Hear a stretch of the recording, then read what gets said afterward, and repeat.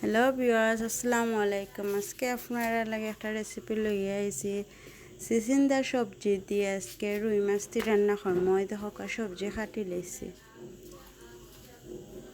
ও ডেগো তেল দিলাইলাম, রসুন দিলাম, পেঁয়াজ দিলাম, বালাই টিকা লাগিয়েছে, এটা লবণ দিব, পিসা মরিচের গুঁড়া দিলাম, হলুদ 1 চামচ দিলাম, বাখর 1 চামচ দিলাম। এখন চিচিন্দার বালাই টিকা খসলাইয়া চিচিন্দার পানি বাখরাইলাম। ও দিলাইলাম জেগের মাঝে বালাই টিকা দইয়া।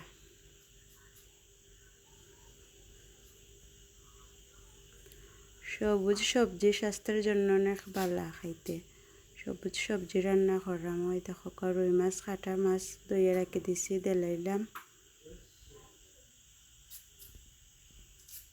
ও লাইরা সাইরা দিলাম, জুল দিলাইলাম।